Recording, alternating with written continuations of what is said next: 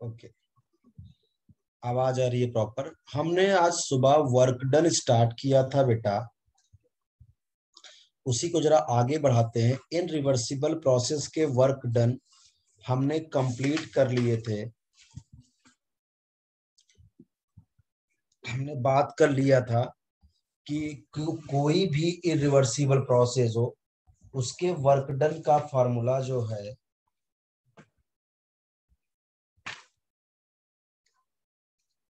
Thermodynamics अपना chapter चल रहा है,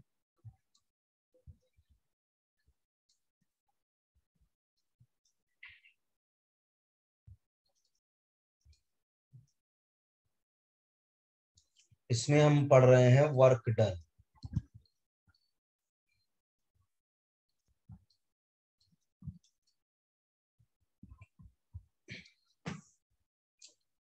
तो हमने आपको बताया था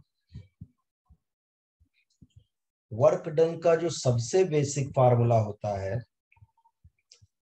integration of minus P external DV from V1 to V2।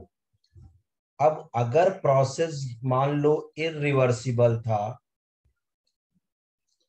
तो अपने को पता है कि अगर इरिवर्सिबल प्रोसेस है फिर चाहे वो आइसोथर्मल हो, आइसोबारिक हो, आइसोकोरिक हो या फिर एडियाबैटिक हो, इन रिवर्सिबल प्रोसेस में जो एक्सटर्नल प्रेशर होता है वो हमेशा और हमेशा कांस्टेंट होता है। तो अगर ये जो वर्क का सबसे बेसिक फॉर्मूला है जो चाहे रिवर्सिबल हो चाहे इनरिवर्सिबल सबके लिए सही होता है, तो क्योंकि इनरिवर्सिबल प्रोसेस में पी एक्सटर्नल कांस्टेंट होता है बेटे, तो इसलिए जो कांस्टेंट चीजें हैं उसको बाहर ले लिया हमने। तो हमने क्या किया माइनस, क्योंकि इन रिवर्सिबल प्रोसेस में एक्सटर्नल प्रेशर कांस्टेंट होता है तो उसको बाहर ले लिया डीवी V1 से V2। और इसको अगर जब हमने इंटीग्रेट किया तो W equal to minus P external, थोड़ा रिवीजन दे रहा हूं बेटा आपको, पी एक्सटर्नल और 1 into D X equal to X यानी V from V1 to V2। So W equal to minus P external upper limit minus lower limit V2 minus V1, जिसको हम लोग बोल सकते हैं minus P external delta V। दुनिया के किसी भी इनरिवर्सिबल प्रोसेस के लिए वर्क डन का फॉर्मूला यही होता है, minus P external delta V बराबर।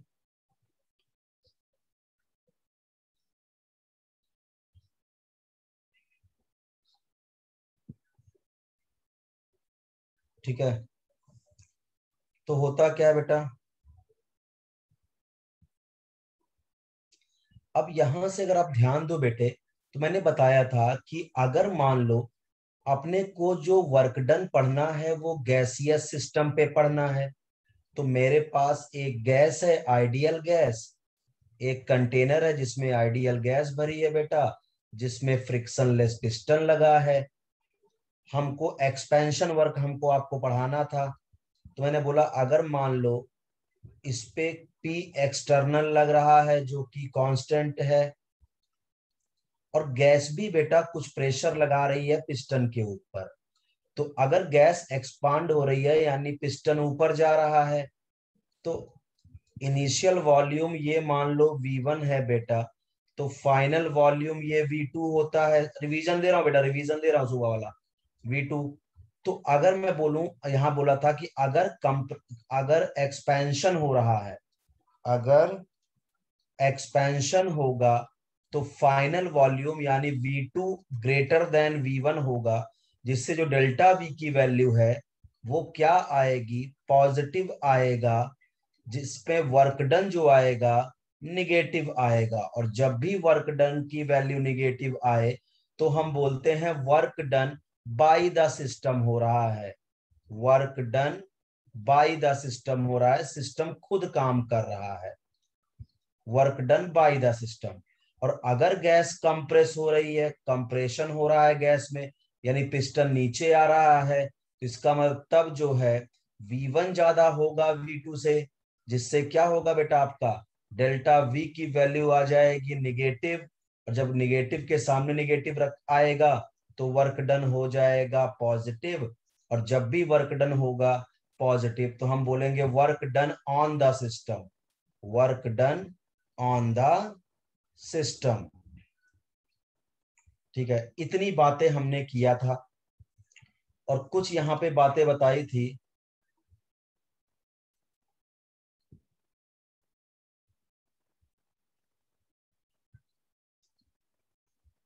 ये मैम, ये कौन लड़का है? मोनी मैम जरा इसको ध्यान दो, आदित्य जी करके एंटर हुआ है, इसको रिमूव करिए मीटिंग से।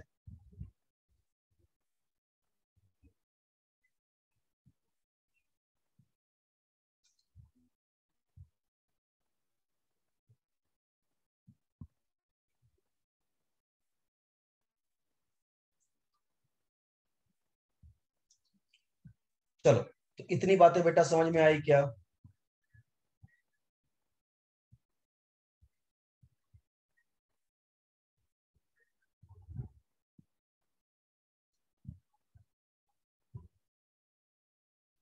ओके, चलो बहुत बढ़िया बेटा। और एक बात देखो बेटा, और हमने क्या क्या बातें की थी कि work done during different process, हमने बताया था बेटा कोई भी इरिवर्सिबल प्रोसेस हो तो उसके लिए वर्क डन, तो यही आप आज से आपके लिए यही फॉर्मूला है। और इरिवर्सिबल में एक बात जरूर ध्यान रखना, पी एक्सटर्नल कांस्टेंट रहता है। ये फॉर्मूला कभी भी रिवर्सिबल में नहीं लगा पाओगे, जहां प्रेशर अगर वेरिएबल है बेटा वहां पे ये फॉर्मूले नहीं लगते जब प्रेशर कांस्टेंट होता है। अब यहाँ पे हमने आइसोथर्मल इरिवर्सिबल के बारे में एक बात बताया था आपको कि अगर आइसोथर्मल इरिवर्सिबल प्रोसेस है, इरिवर्सिबल प्रोसेस है तो फॉर्मूला तो ये बिल्कुल सेम रहेगा। बट यहाँ पे एक कंडीशन बताया था कि अगर मान लीजिए जो गैस है वो एक्सपांड कर रही है वैक्यूम में, if gas expand in vacuum, तो वैक्यूम में तो प्रेशर वगैरह जीरो होता है। अगर वैक्यूम में प्रेशर जीरो होगा इसका मतलब पी एक्सटर्नल की वैल्यू ही जीरो होगी, तो वर्क डन भी क्या होगा, जीरो होगा। यानी वैक्यूम में जब कोई मॉलिक्यूल ही नहीं है तो गैस किस पे वर्क करेगी, तो वर्क डन गैस का क्या हो जाएगा, जीरो। और इसको बोलते हैं free expansion of gas, free expansion of gas. और गैस जब फ्री एक्सपैंड करती है, गैस जब भी एक्सपांड करती है बेटा तो कूलिंग होती है, तो यहाँ कूलिंग टेक्स प्लेस। फिर आपको बताया था इनरिवर्सिबल आइसोकोरिक, इनरिवर्सिबल आइसोकोरिक, आइसोकोरिक प्रोसेस में अपने को पता है वॉल्यूम में चेंज जीरो होता है, तो इसका मतलब अगर वॉल्यूम में चेंज जीरो होगा तो वर्क डन भी जीरो होगा, क्योंकि डेल्टा वी की वैल्यू जीरो हो जाएगी तो वर्क डन भी जीरो हो जाएगा। ठीक है, आइसोकोरिक में। आइसोबारिक में तो यही फॉर्मूला, इरिवर्सिबल आइसोबारिक बोलूं तो यही फॉर्मूला चलेगा, क्योंकि आइसोबारिक में तो प्रेशर कांस्टेंट ही रहता है। ठीक है, नॉर्मली तो वर्क डन का formula P external delta V ही चलेगा इरिवर्सिबल आइसोबारिक में। इवन इरिवर्सिबल एडियाबैटिक भी चलाऊं तो भी यही फॉर्मूला चलेगा, क्योंकि इरिवर्सिबल में वर्क डन निकालने का यही फॉर्मूला होता है, P external delta we.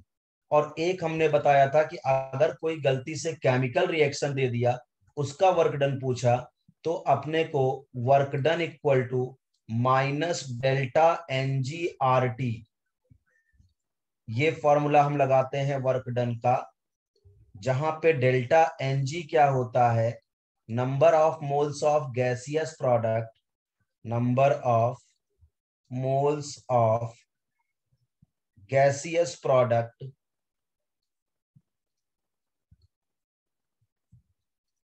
Minus number of moles of gaseous reactant, number of moles of gaseous reactant.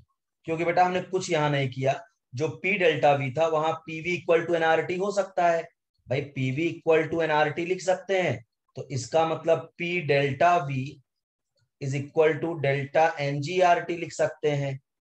इसीलिए जहां पी डेल्टा वी है वहां डेल्टा एनजीआरटी लिख दिया। ये केमिकल रिएक्शन के लिए। इतनी कहानी तो पूरी इनरिवर्सिबल के लिए हो गई थी बेटा, ठीक है। फिर हमने वो बात स्टार्ट की थी जब प्रेशर वेरिएबल होता है, और जब भी बेटा ध्यान रखना, प्रेशर अगर वेरिएबल है तो उस प्रोसेस को हम कभी भी इरिवर्सिबल नहीं, हम क्या मानते हैं उसको, रिवर्सिबल मानते हैं, ठीक है। चलिए, तो हमने ग्राफिकल क्वेश्चन स्टार्ट किया था आपके साथ कि मान लो हमारे पास यहाँ प्रेशर हमको दिया एटीएम में और वॉल्यूम हमको दिया लीटर में। देख लो बेटा, बहुत अच्छे समझो, इसीलिए रिवीजन दे रहा हूं आपको कि जो सुबह नहीं समझ पाए वो अभी समझे।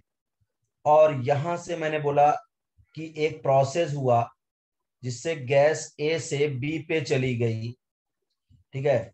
और यहां पे मैं बोल रहा हूं कि आपका वॉल्यूम जो था यहाँ पे वो 2 लीटर है, और यहाँ पे वॉल्यूम जो है वो 4 लीटर है। यहाँ पे प्रेशर 2 ATM है, यहाँ पे प्रेशर हो गया मान लीजिए 4 ATM। अब आपसे पूछा कि जब गैस ए टू बी गई तो बताइए वर्क डन कितना हुआ, वर्क डन कितना हुआ। तो बेटा देखो, ए टू बी अगर ध्यान से देखो तो लगातार प्रेशर बेटे चेंज हो रहा है, ए टू बी में लगातार प्रेशर चेंज हो रहा है। यानी इन प्रोसेस में साफ साफ दिख रहा है कि यार जो पी एक्सटर्नल है वो तो वेरिएबल दिख रहा है मुझे, लगातार बदलता जा रहा है। पी एक्सटर्नल जो है वो वेरिएबल दिख रहा है, वो लगातार बदल रहा है। इसका मतलब यहाँ पे मैं पी एक्सटर्नल डेल्टा वी तो नहीं लगा पा रहा हूं। तो क्या किया जाए भाई यहाँ पे, तो इसके लिए बोला गया कि अगर हमको कभी भी पीवी ग्राफ दे दिया जाए, कभी भी हमको पीवी ग्राफ दे दिया जाए, तो अपने को पता है कि कोई कैसा भी ग्राफ दे दे तो इसका जो, और अगर लिमिट अपने को वॉल्यूम के दे दिया है कुछ ऐसा, तो एरिया अंडर कर्व जो होता है वो वर्क डन होता है। ध्यान रखेंगे, इन पीवी ग्राफ जो एरिया अंडर कर्व होता है वो क्या होता है बेटा, integration of Y D X. अगर एक्स की लिमिट दिया है तो इंटीग्रेशन ऑफ पी डीवी, और इसी के सामने अगर माइनस लगा दूं तो क्या हो गया, वर्क डन आ गया, एरिया अंडर कर्व, ठीक है। तो अब अगर इस क्वेश्चन को सॉल्व करूं बेटा, तो ए बी में वर्क डन पूछा है, तो आई होप जो एरिया अंडर कर्व आएगा वो यही है, एरिया अंडर कर्व। अगर मैं यही निकाल लूं तो वर्क डन आ जाएगा। तो वर्क डन इक्वल टू क्या, एरिया अंडर कर्व इन पीवी ग्राफ। और एरिया अंडर कर्व क्या दिख रहा है, ट्रेपेजियम दिख रहा है, और ट्रेपेजियम का एरिया होता है 1/2 इंटू क्या, sum of parallel side, sum of length of parallel side. तो 2 + 4 और इंटू होता है विड्थ, चौड़ाई क्या है 2, इनके बीच की डिफरेंस। तो 2 से 2 कट गया और 4 2 6 आ गया, 6 litre atmosphere work done. But work done तो जूल में होता है, तो मैंने बताया था कि 1 litre atmosphere equal to 101.3 joule. इसका मतलब 6 लीटर एटमॉस्फेयर में कितने जूल हो जाएंगे, 6 लीटर एटमॉस्फेयर में हो जाएंगे 101.3 इंटू 6 जूल। कर लेंगे, आंसर आ जाएगा। जैसे एक क्वेश्चन और करते हैं इस पे अब, मतलब अभी मैं आपको पीवी ग्राफ वाला बता रहा हूं सारे क्वेश्चन। जैसे मान लीजिए, सपोज करिए बेटा, आपको दे दिया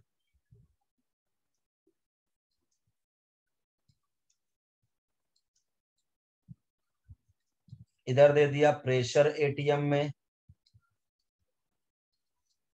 इधर दे दिया वॉल्यूम लीटर में, और प्रोसेस दे दिया आपको मान लीजिए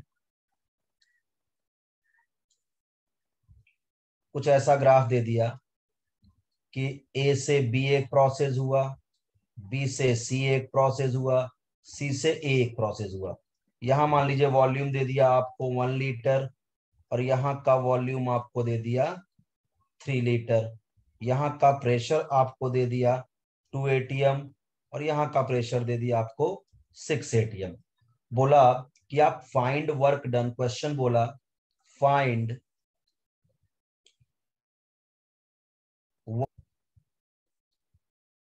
पहला ए बी प्रोसेस में कितना वर्क डन हुआ, दूसरा बीसी प्रोसेस के दौरान कितना वर्क डन हुआ, तीसरा सी ए प्रोसेस के दौरान कितना वर्क डन हुआ, और लास्ट पूरा A B C a process में कितना वर्क डन हुआ। तो देखो बेटा, ए बी प्रोसेस की बात करूं, देखो ए बी का मतलब यही लाइन, और इसका मतलब एरिया अंडर कर्व लाइन का तो 0 होता है। और वैसे भी देखो ए बी लाइन में बेटा वॉल्यूम कांस्टेंट है, 1 ही लीटर लगातार बना हुआ है, तो वॉल्यूम में कोई चेंज आ नहीं रहा है, तो वॉल्यूम में कोई चेंज नहीं आएगा, तो work done 0। Very good. BC में अगर आप ध्यान से देखो, तो आप चाहो तो एरिया भी निकाल सकते हो डायरेक्ट। बीसी का एरिया अंडर कर्व क्या होगा, बीसी का पूरा ये एरिया अंडर कर्व होगा। अगर मैं बता दूं तो बीसी का एरिया पूरा ये एरिया अंडर कर्व होगा। तो एरिया अंडर कर्व लंबाई क्या होगा, लेंथ इंटू विड्थ। तो लेंथ कितनी है यहाँ पे आपका 6, और चौड़ाई इसकी कितनी हो जाएगी आपका यहाँ पे 2। तो यहाँ पे क्या हो जाएगा 6 × 2, भाई लंबाई इंटू चौड़ाई, लंबाई 6 है आपका यहाँ पे। ये पूरा एरिया अंडर करवाएगा ना, ये वाला, ये पूरा एरिया अंडर करवाएगा, ये पूरा यहाँ से लेके यहाँ तक पूरा 6 × 2 यानी 12 लीटर एटमॉस्फियर। अब एक बी टू सी में देखो वॉल्यूम बढ़ रहा है, एरो देखो वॉल्यूम बढ़ रहा है, इसका मतलब क्या, गैस एक्सपांड हो रही है, तो work done by the system. तो ये आ गया 12 लीटर एटमॉस्फियर। अब सी ए का मतलब ये ट्रिपेजियम, ये एरिया अंडर कर्व निकालना पड़ेगा। सी ए के लिए ये एरिया अंडर कर्व होगा, तो क्या होता है 1/2 sum of length of parallel side, यानी 2 प्लस आपका 6 हो गया, ये 2 हो गया, इतना इतना पार्ट 2 और ये पूरा 6 हो गया।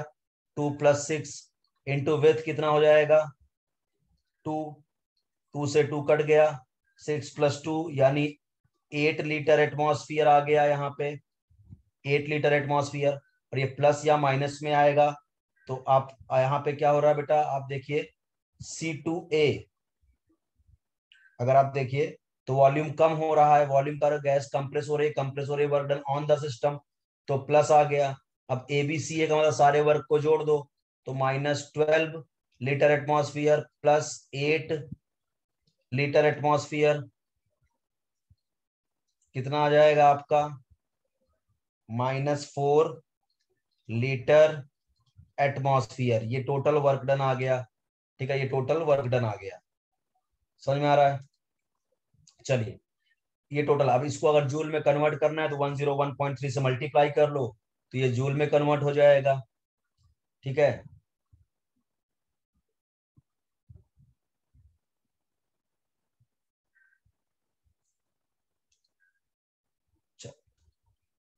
या तुमको अगर डायरेक्ट इस क्वेश्चन को करना है, तो जो भी कर्व है बेटा उसका टोटल एरिया निकाल लो, इस ट्रायंगल का टोटल एरिया भी तुम निकाल सकते थे, डायरेक्ट क्वेश्चन आ सकता था तुम्हारा ये। तो इस तरह से ग्राफ के क्वेश्चन को इस तरह से हैंडल कर लेते हैं। एरिया अंडर पीवी ग्राफ को ही वर्क डन बोलते हैं, ये बात ध्यान रखना। अब आता है बेटा कि अगर मान लीजिए रिवर्सिबल आइसोथर्मल प्रोसेस है, तब वर्क, देखो दो वर्क डन बड़े इंपॉर्टेंट हैं, एक रिवर्सिबल आइसोथर्मल। अब बताओ तो 99% यही पड़ रहे, यानी अगर मैं रिवर्सिबल, अगर ग्राफ ना दूं और नॉर्मल पूछो रिवर्सिबल प्रोसेस में वर्क डन कितना होता है, तो आप बोलोगे सर रिवर्सिबल आइसोथर्मल। देखो क्या क्या क्या होगा रिवर्सिबल में, एक बोलोगे सर रिवर्सिबल आइसोथर्मल, एक इसमें वर्क डन कुछ ना कुछ आएगा। तो पहले आपको रिवर्सिबल आइसोथर्मल प्रोसेस में कितना वर्क डन होता है इसको समझाते हैं, और यही अपने लिए सबसे इंपॉर्टेंट है। यही यही से क्वेश्चन पूछते हैं, अगर रिवर्सिबल वर्क डन पूछेंगे तो आइसोथर्मल का ही पूछते हैं कि रिवर्सिबल आइसोथर्मल में वर्क डन का फॉर्मूला क्या होगा। देखो रिवर्सिबल बोलते ही एक बात तो कंफर्म हो गया कि यार यहाँ पी एक्सटर्नल जो है वो वेरिएबल होता है, इसका मतलब W = -P external ΔV वाला फॉर्मूला तो नहीं लगा पाएंगे। और प्रोसेस को आइसोथर्मल रखना है, टेम्परेचर कांस्टेंट, तो अपने पास सेटअप जो है क्या रहेगा बताओ। एक कंटेनर होगा जिसमें आइडियल गैस भरी होगी,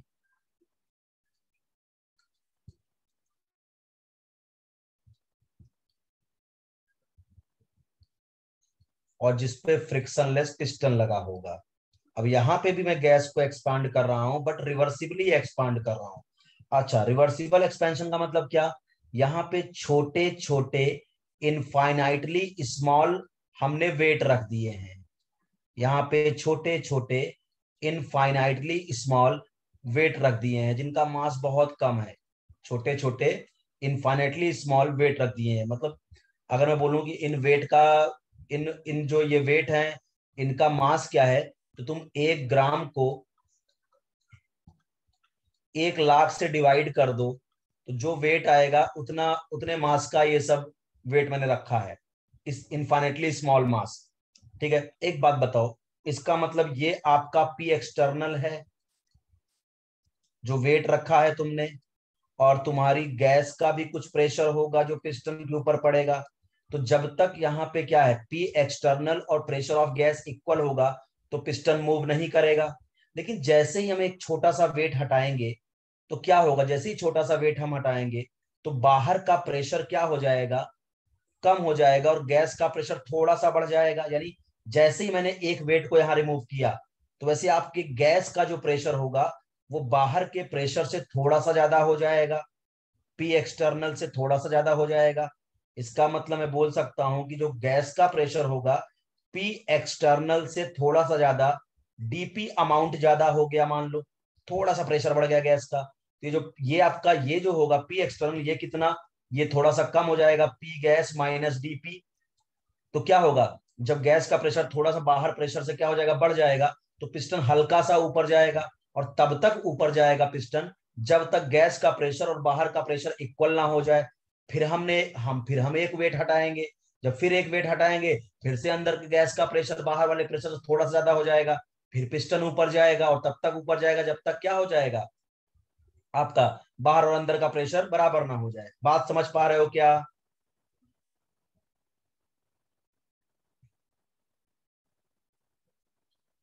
बात समझ में आ रही बेटा?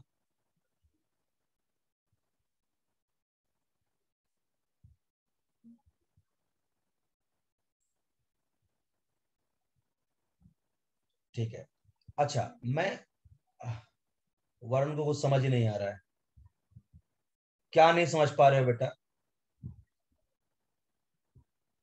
मैं क्या बोल रहा हूं कि भाई रिवर्सिबल आइसोथर्मल, तुमको देखो टास्क मिला है गैस को एक्सपांड करने का, तुमको गैस का एक्सपेंशन ही करना है।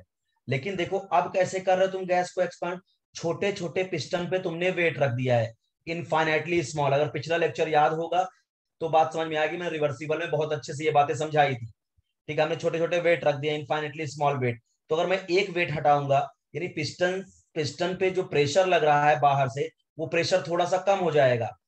भाई अगर जब तक पिस्टन रुका है, इसका मतलब गैस का प्रेशर और इन सारे वेट का प्रेशर मिला के इक्वल है, तभी पिस्टन यहाँ पे है। अब मैंने मान लो एक वेट हटाया, तो अंदर के जो गैस का प्रेशर होगा बाहर के प्रेशर से थोड़ा सा ज्यादा हो जाएगा। देखो हमें लिखा है प्लस डीपी ज्यादा हुआ, बहुत ज्यादा हैवी नहीं हो गया, क्योंकि वेट वेट ही बहुत ज्यादा हैवी नहीं है, इसलिए अंदर के गैस का प्रेशर बाहर के कंपैरिजन में थोड़ा ज्यादा हुआ, और बाहर का प्रेशर थोड़ा कम हो गया। इस प्रेशर की डिफरेंस की वजह से जब गैस का प्रेशर ज्यादा हुआ तो क्या होगा, गैस ऊपर प्रेशर डाल रही है तो पिस्टन हल्का सा ऊपर जाएगा, और तब तक ऊपर जाएगा जब तक बाहर का प्रेशर और अंदर का प्रेशर फिर से बराबर ना हो जाए। और फिर हम एक आध पिस्टन एक आध वेट को हटाएंगे तो फिर अंदर के गैस का प्रेशर बाहर वाले प्रेशर से क्या होगा, थोड़ा सा ज्यादा हो जाएगा, तो फिर गैस ऊपर जाएगी जब तक बाहर और अंदर का प्रेशर बराबर ना हो जाए। और ऐसा काम धीरे धीरे दिन रात चलता रहेगा, क्योंकि बहुत समय जाएगा इस प्रोसेस से गैस को एक्सपांड करने में, क्योंकि जो तुमने वेट रखा है वो बहुत ही छोटे वेट का है, 1 ग्राम को भी तुमने 1 लाख से डिवाइड किया, इतना छोटा वेट है। समझ में आ रहा है वरुण अब? ठीक है, चलो। तो एक बात बताओ, एक आपसे मैं क्वेश्चन करता हूं कि अगर मैं आपसे पूछूं कि अगर मुझे रिवर्सिबल आइसोथर्मल प्रोसेस कराना है, आइसोथर्मल बेटा टेम्परेचर कांस्टेंट रहता है, कंसेप्चुअल क्वेश्चन बहुत अच्छा है ये, कि अगर रिवर्सिबल आइसोथर्मल प्रोसेस बेटा कराना है तो बताओ इस कंटेनर की जो वॉल है वो कंडक्टिंग होनी चाहिए या नॉन कंडक्टिंग? अगर आइसोथर्मल प्रोसेस मेंटेन करना है तो ये जो कंटेनर की वॉल है वो डायाथर्मिक होनी चाहिए या एडियाबैटिक, कंडक्टिंग होनी चाहिए या नॉन कंडक्टिंग, अगर मुझे प्रोसेस को आइसोथर्मल रखना है तो। ये जो कंटेनर की वॉल है ये कंडक्टिंग होनी चाहिए या नॉन कंडक्टिंग?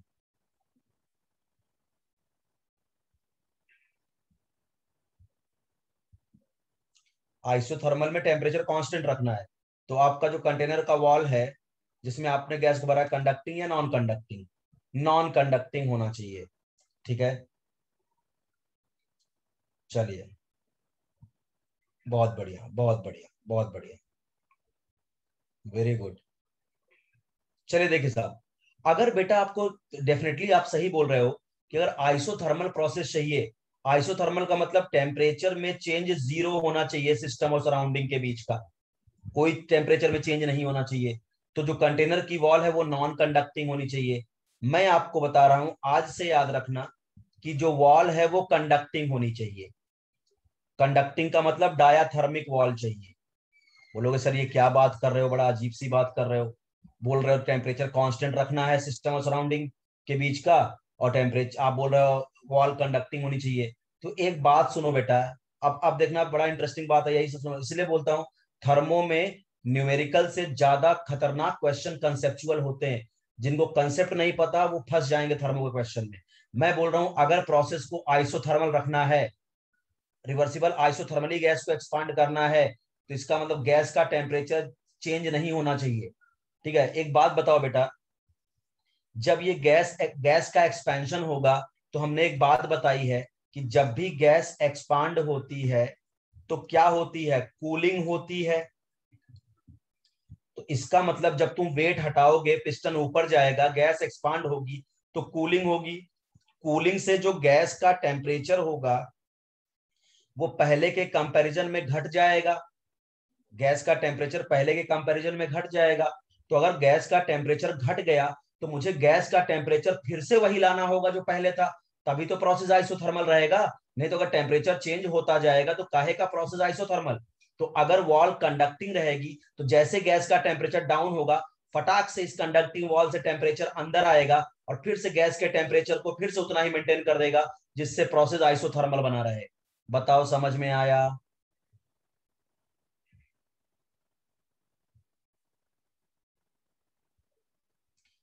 भाई जैसे ही बेटा, क्योंकि ये सब ऐसे क्वेश्चन है बेटा, ये मोस्ट ऑफ द ऐसे क्वेश्चन ना जो बच्चे गलत करते हैं, क्योंकि इतना सोचते ही नहीं है। अरे भाई, गैस को एक्सपांड कर रहे हो और आपको आइसोथर्मल बनाना है, यानी गैस का टेम्परेचर आपको कंटेनर का टेम्परेचर ना बढ़ने देना है ना घटने देना है।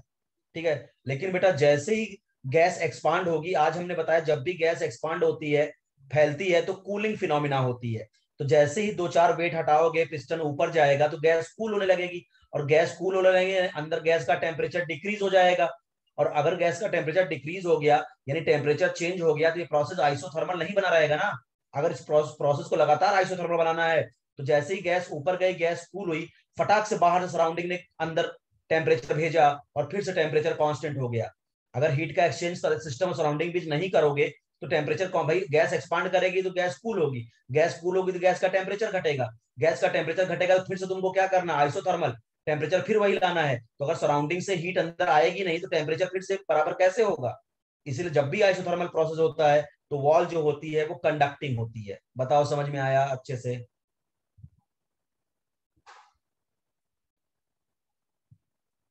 ठीक है, चलिए, तो ये हो गया, गैस एक्सपांड हुई, कूलिंग हुई, गैस का टेम्परेचर घटा, तो फिर सराउंडिंग से आ गया बेटा और टेम्परेचर मेंटेन हो गया। अच्छा, इतनी कहानी तुमको समझ में आ गई कि यार प्रेशर तो वेरिएबल है, प्रेशर तो वेरिएबल है। अब इसका वर्क डन कैसे निकाले, टेंशन ही मत लो। कैसे निकलेगा रिवर्सिबल प्रोसेस का वर्क डन आइसोथर्मल का? देखो, अपने पास तो जो बेसिक फॉर्मूला है जो सब प्रोसेस में लगेगा, integration of P external DV from V1 to V2, ये तो दुनिया के हर प्रोसेस के लिए लगता है। अब क्योंकि ये रिवर्सिबल प्रोसेस है तो पी एक्सटर्नल कांस्टेंट तो है नहीं कि इसको बाहर लेके चला आऊं, कांस्टेंट होता तो बाहर लेके चला चला आता।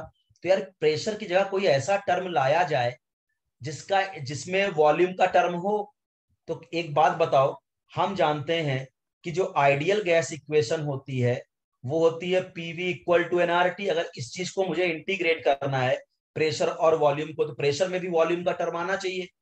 तो पीवी इक्वल टू एनआरटी, तो क्या P इक्वल टू मैं N R T by V लिख सकता हूं क्या? NRT by V. अब इस इंटीग्रेशन में आप क्या करिए, माइनस पी एक्सटर्नल की जगह आप N R T upon V लिख लीजिए, from V1 to V2 into DV कर लीजिए। अब देखो, number of moles of gas तो कांस्टेंट रहेगा कंटेनर के अंदर, उसको बाहर ले लिया। आर पैदाइशी कांस्टेंट है, उसको बाहर ले लिया। क्योंकि प्रोसेस आइसोथर्मल है तो टेम्परेचर भी कांस्टेंट होगा, तो टी को बाहर ले लिया। क्या बचा? DV upon V, integration of DV upon V from V1 to V2। और dx अपॉन एक्स होता है log x। dx upon x का इंटीग्रेशन क्या होता है? log x। इसका मतलब ये क्या हो जाएगा?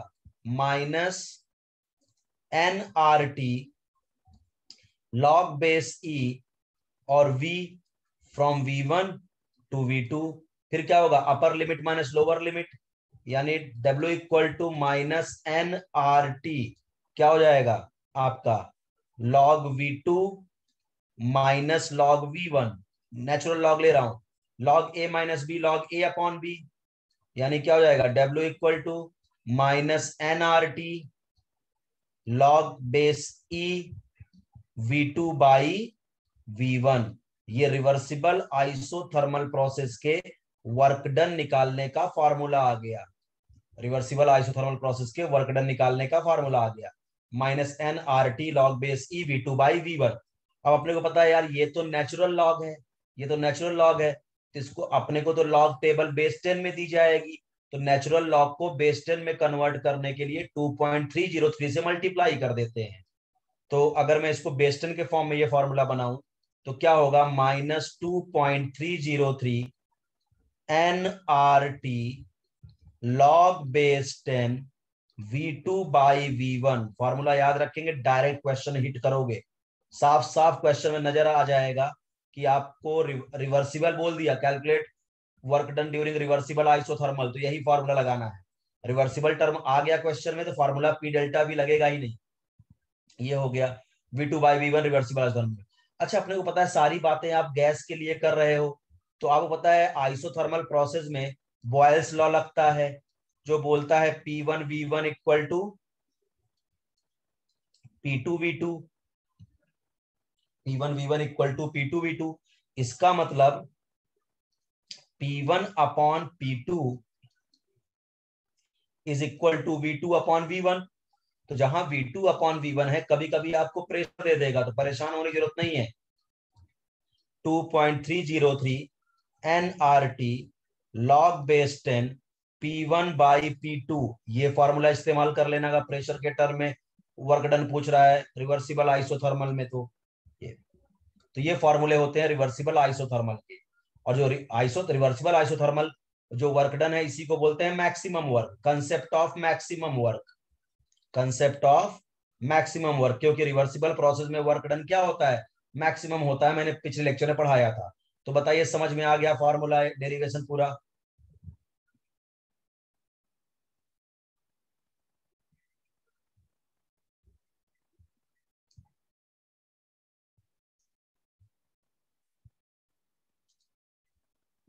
ठीक है, तो फॉर्मूला ध्यान रखेंगे, रिवर्सिबल आइसोथर्मल का क्या होता है? -2.303 N R T log based V2 by V1 या फिर P1 बाई P2।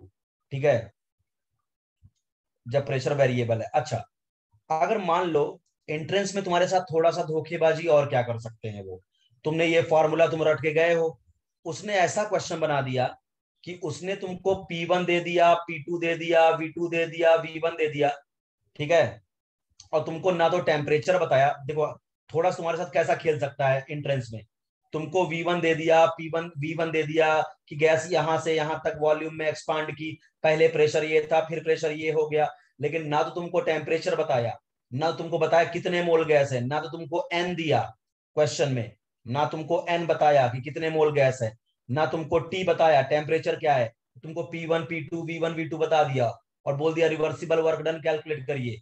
तो आप फंस जाओगे, यार NOT दिया नहीं, फॉर्मूला कैसे लगाऊं। थोड़ा दिमाग लगाना। अपने को पता है पीवी इक्वल टू एनआरटी होता है, पीवी इक्वल टू एनआरटी। अगर भाई आइसोथर्मल प्रोसेस है तो P1V1 इक्वल टू P2V2 भी हो सकता है। और P1V1 का मतलब क्या, N1RT1 is equal to N2RT2 भी हो सकता है। इसका मतलब सीधे अगर आपको ना टेम्परेचर दिया ना मोल दिया, तो एनआरटी की जगह या तो आप P1V1 रख लेना या तो P2V2 रख लेना। तो इसका फॉर्मूला और क्या बन सकता है, W इक्वल टू -2.303। एनआरटी नहीं दिया तो हम रख सकते हैं आप P1V1 log बेस 10 V2/V1, या तो आप यहाँ V2/V1, या आपको P2V2 भी रख सकते हो। कुछ भी दे सकता है, कैसा भी एंट्रेंस में आपके साथ खेल सकता है। समझ में आया क्या।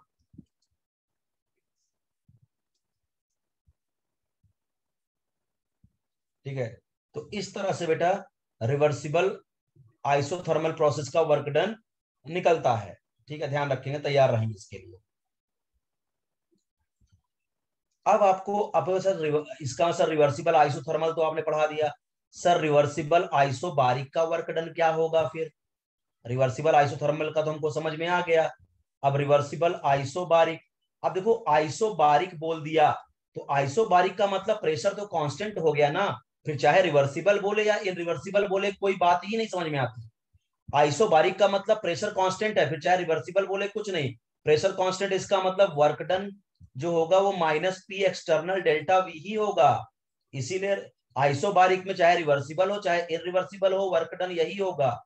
अब रिवर्सिबल आइसोकोरिक बोल दे, रिवर्सिबल आइसोकोरिक बोल दे, तो भैया आइसोकोरिक बोलते ही एक बात तो कंफर्म हो गया कि डेल्टा वी तो 0 हो गया। अगर वॉल्यूम में चेंज ही नहीं हो रहा है, इसका मतलब ना तो गैस कंप्रेस हो रही है ना तो गैस एक्सपांड हो रही है, इसका मतलब वर्क डन तो 0 हो गया। तो चाहे फिर इनरिवर्सिबल आइसोकोरिक पूछे चाहे रिवर्सिबल आइसोकोरिक पूछे, वर्क डन 0 होता है। हाँ, अब अगर रिवर्सिबल एडियाबैटिक पूछ लेगा, तब उसके वर्क डन का फॉर्मूला आपको याद रखना है। सिर्फ यहां सिर्फ फार्मूला ही याद रखना, डेरिवेशन नहीं बताऊंगा आपको, केवल फार्मूला याद रखना, क्योंकि आपके लेवल पे डेरिवेशन है भी नहीं और महाराष्ट्र बोर्ड में तो कुछ भी नहीं है। ठीक है, तो इसलिए आप केवल एंट्रेंस के लिए रिवर्सिबल एडियाबैटिक, इरिवर्सिबल एडियाबैटिक पूछेगा तो -P डेल्टा वी। अगर रिवर्सिबल एडियाबैटिक पूछ लिया तो उसका जो फॉर्मूला होता है वर्क डन का, work done equal to N/R upon गामा-1 T2 - T1। ये रिवर्सिबल एडियाबैटिक के वर्क डन निकालने का फॉर्मूला होता है। एन तुम जानते हो, number of moles of gas. R जानते हो, यूनिवर्सल गैस कांस्टेंट। गामा आज ही पढ़ाया सुबह, पॉइजंस रेशियो आज ही पढ़ाया था। गामा क्या, पॉइजंस रेशियो होता है, जो capital CP upon capital CV का रेशियो होता है। और गामा की वैल्यू भी आपको बताया है हमने कि भाई मोनो एटॉमिक गैस के लिए गामा 1.6 होता है, डाई एटॉमिक गैस के लिए गामा 1.4 होता है, और पॉली एटॉमिक गैस के लिए गामा 1.33 होता है। ठीक है, और कोई पूछे रिवर्सिबल प्रोसेस का स्टेट इक्वेशन क्या होता है एडियाबैटिक का, तो भैया देखो, जैसे P1V1 इक्वल टू P2V2 होता है आइसोथर्मल रिवर्सिबल, आइसो बॉयज यहाँ होता है P1V1 की power gamma is equal to P2V2 की पावर गामा। यानी हम बोल सकते हैं पीवी की power gamma is equal to constant होता है। एडियाबैटिक का स्टेट इक्वेशन होता है पीवी की power gamma equal to constant, और गामा की वैल्यू 1 से ज्यादा ही होती है। और जबकि आइसोथर्मल में स्टेट इक्वेशन क्या होता है, याद करो, P1V1 इक्वल टू P2V2, ये आइसोथर्मल, यानी पीवी इक्वल टू कांस्टेंट। ये है आइसोथर्मल का स्टेट इक्वेशन, और ये है एडियाबैटिक का। तो एक क्वेश्चन बड़ा अच्छा पूछते हैं, आपको पीवी ग्राफ दे देंगे, एक ये ग्राफ दिया और एक ये ग्राफ दिया, बोलेगा बताओ इसमें से एडियाबैटिक का ग्राफ कौन है और आइसोथर्मल का। तो बेटा देखो, एडियाबैटिक में गामा की वैल्यू 1 से ज्यादा होगी, तो जो पीवी ग्राफ का जो स्लोप आएगा वो ज्यादा आएगा। तो ये जो है ना, ये आपका एडियाबैटिक का ग्राफ है। एडियाबैटिक की स्लोप आइसोथर्मल से ज्यादा होती है, और यहाँ पे ये क्या है आपका, आइसोथर्मल का ग्राफ है। ये आपका आइसोथर्मल का ग्राफ है। तो एडियाबैटिक की जो स्लोप होती है बेटा आइसोथर्मल से ज्यादा होती है। ध्यान रखना, पहचानने के लिए आ जाएगा ये वाला। समझ में आया क्या भाई, गामा की वैल्यू 1 से बड़ी है ना, तो इसकी जो स्लोप आएगी एडियाबैटिक की, देखो ये है आइसोथर्मल की स्लोप, ये है एडियाबैटिक, एंगल बढ़ गया, ठीक है। तो आपका क्या हो गया, आपका एडियाबैटिक की जो स्लोप होती है आइसोथर्मल ज्यादा होती है। बहुत ही इंपॉर्टेंट पॉइंट बता दिया आपको, क्योंकि दोनों में देखो पी इनवर्सली प्रोपोर्शनल भैया। देखो आइसोथर्मल में भी क्या होगा, P inversely proportional to V, जबकि एडियाबैटिक में क्या होगा, पी इनवर्सली वी की पावर गामा। और जब वी की पावर गामा होगा तो गामा की वैल्यू 1 से ज्यादा होगी तो प्रेशर तो कम आएगा ना, ठीक है। इसीलिए क्या हो जाएगा, जो एडियाबैटिक की जो स्लोप होती है वो आइसोथर्मल से क्या होती है, ज्यादा होती है। इस बात का ध्यान रखेंगे। समझ में आया?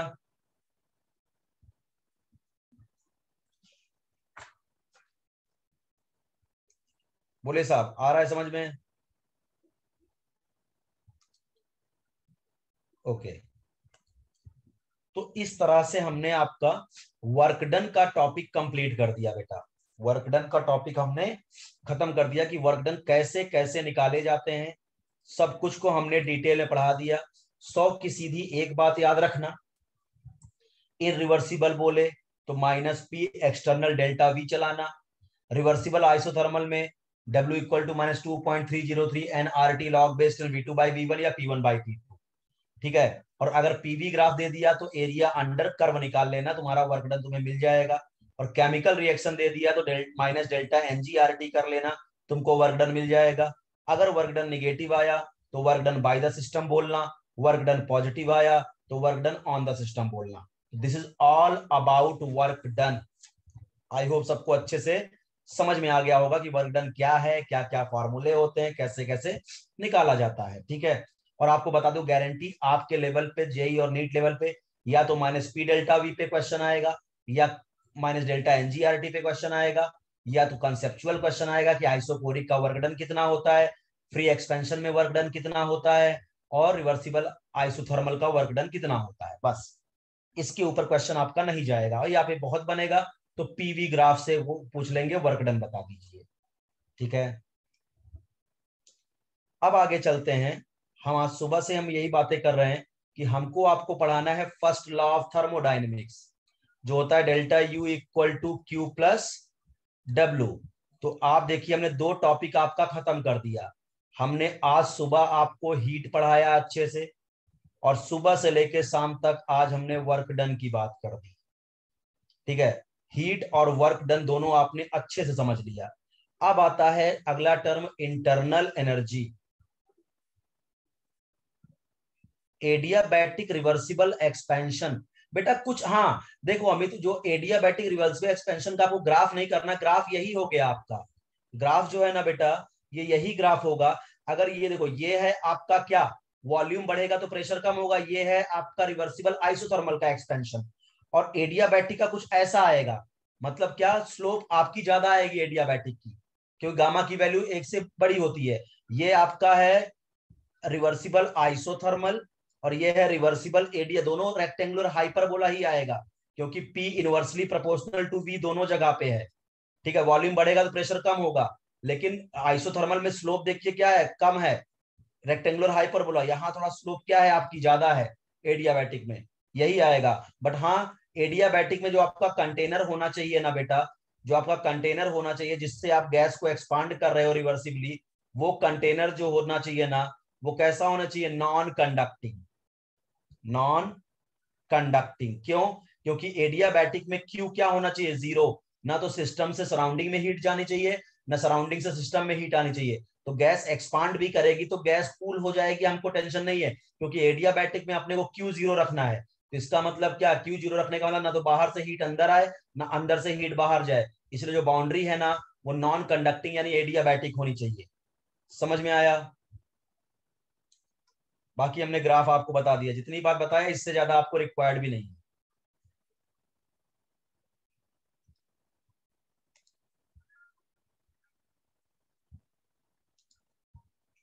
बाकी अब आप जाके क्वेश्चन लगाइए, क्वेश्चन नहीं निकलेगा तो मुझे बताइएगा, जो क्वेश्चन नहीं हुआ आपसे।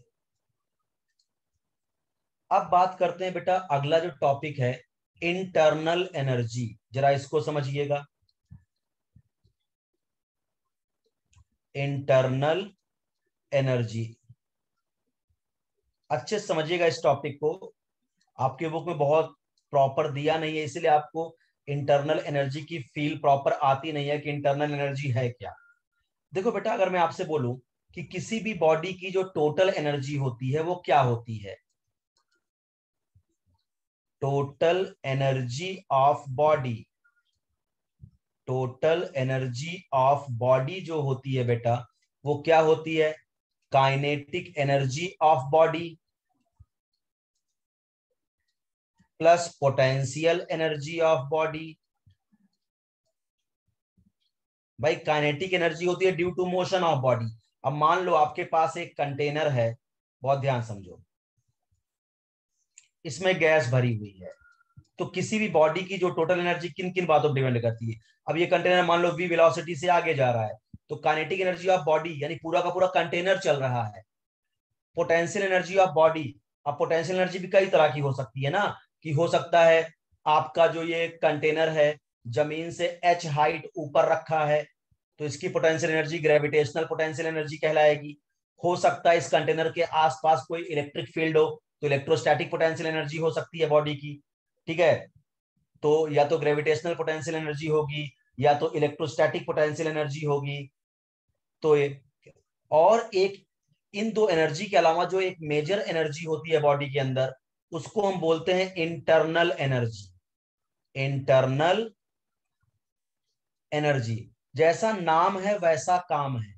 इंटरनल एनर्जी का मतलब वो एनर्जी जो इनसाइड अंदर से आ रही हो, मतलब कहने का मतलब तुम्हारा पूरा कंटेनर आगे बढ़ रहा है, तो ये तो कंटेनर की काइनेटिक एनर्जी हुई। तुम्हारा कंटेनर जमीन से h हाइट ऊपर रखा है, तो ये कंटेनर की पोटेंशियल एनर्जी हुई। अब मैं क्या बोल रहा हूं, जब बेटा बताओ, जब तुम्हारा कंटेनर आगे बढ़ेगा तो तुम्हारे मॉलिक्यूल के अंदर भी तो हलचल होगी ना, मॉलिक्यूल भी तो आगे बढ़ेंगे, अंदर के मॉलिक्यूल भी तो मोशन करेंगे, तो ये क्या होगा, मॉलिक्यूलर लेवल की एनर्जी, मॉलिक्यूल की काइनेटिक एनर्जी। अब ये मॉलिक्यूल एक दूसरे को अट्रैक्ट भी तो कर रहे होंगे, यानी क्या, potential energy, potential energy of molecule. ठीक है, तो मतलब मॉलिक्यूलर लेवल पे जो एनर्जी होती है उसी को हम क्या बोलते हैं बेटा, इंटरनल एनर्जी। तुम्हारा पूरा कंटेनर आगे बढ़ रहा है, ये तो बॉडी की काइनेटिक एनर्जी हुई। तुम्हारा मान लो कंटेनर जमीन से h हाइट ऊपर है, तो ये तो potential energy of the body हुआ। लेकिन जब कंटेनर मूव करेगा तो अंदर के मॉलिक्यूल भी तो मूव कर रहे होंगे, तो जो अंदर के मॉलिक्यूल की काइनेटिक एनर्जी हुई, अंदर के मॉलिक्यूल की जो पोटेंशियल एनर्जी हुई, इसी को हम बोलते हैं इंटरनल एनर्जी। समझ में आ रहा है क्या, यानी जो मॉलिक्यूलर लेवल की एनर्जी होती है उसी को हम बोलते हैं इंटरनल एनर्जी, मॉलिक्यूलर लेवल की।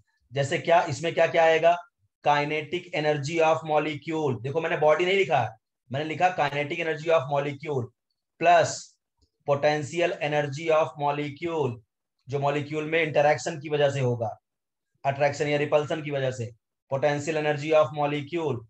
अच्छा, अब देखो बहुत सारी एनर्जी होगी बेटा, वाइब्रेशनल काइनेटिक एनर्जी भी हो सकती है। भाई मॉलिक्यूल अपने अपने एक्सिस पे वाइब्रेट भी तो कर सकता है, तो काइनेटिक एनर्जी भी कई सारी हो सकती है। वाइब्रेशनल काइनेटिक एनर्जी, और एक होगा ट्रांसलेशनल काइनेटिक एनर्जी। मॉलिक्यूल अगर अपने एक्सिस पे वाइब्रेट भी कर रहा है तो वाइब्रेशनल काइनेटिक एनर्जी भी मॉलिक्यूल के अंदर होती है। वाइब्रेशनल काइनेटिक एनर्जी जितना तुम सोच सकते हो, वाइब्रेशनल काइनेटिक एनर्जी होता है। ठीक है, रोटेशनल काइनेटिक एनर्जी हो सकती है बॉडी के अंदर।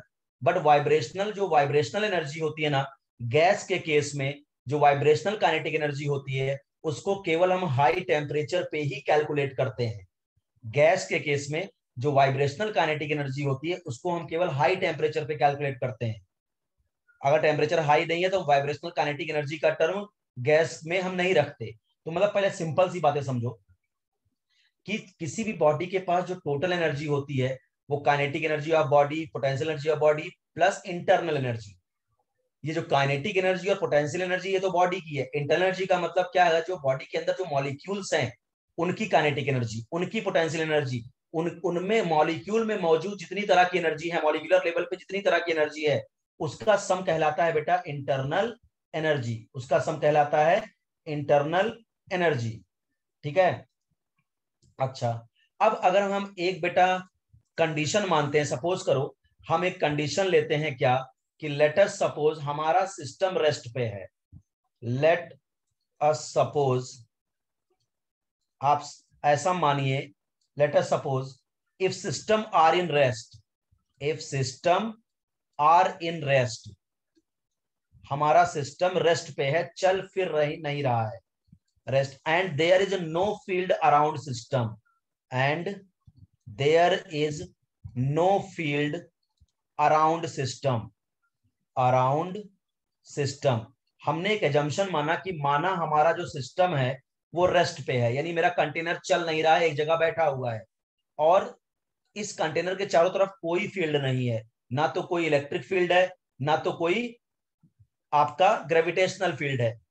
इसका मतलब अगर मेरा सिस्टम रेस्ट पे हो गया बेटा, तो काइनेटिक एनर्जी ऑफ बॉडी तो जीरो हो गई, और अगर सिस्टम के चारों तरफ कोई फील्ड नहीं है तो पोटेंशियल एनर्जी ऑफ बॉडी भी जीरो हो गई।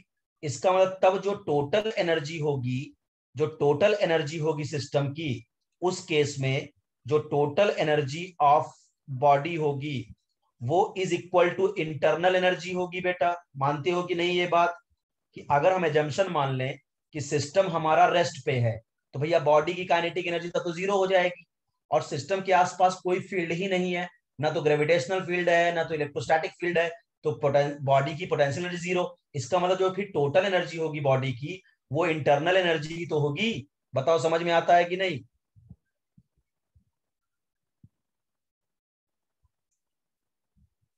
जो टोटल एनर्जी होगी बॉडी की वो क्या होगी? इंटरनल एनर्जी ही होगी।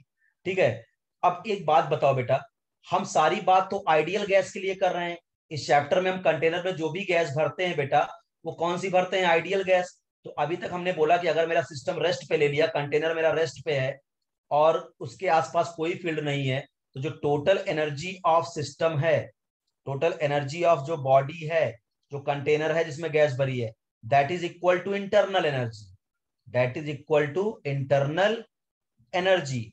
अच्छा, अब हम बात करेंगे भैया हम कंटेनर में जो गैस भरते हैं वो कौन सी गैस भरते हैं? हम लोग आइडियल गैस भरते हैं, ये तुम लोग को पता होगा, सब कुछ आइडियल मान के चलेंगे, कंटेनर में जो भी गैस भर रहे हैं बेटा वो आइडियल गैस भरते हैं। और अगर आपको मेरा स्टेट्स ऑफ मैटर चैप्टर याद हो, तो हमने आइडियल गैस की कुछ प्रॉपर्टी आपको लिखाई थी काइनेटिक थियरी ऑफ गैस वाले पॉइंट में। क्या क्या लिखाया था याद करो? आइडियल गैस के मॉलिक्यूल्स जो होते हैं,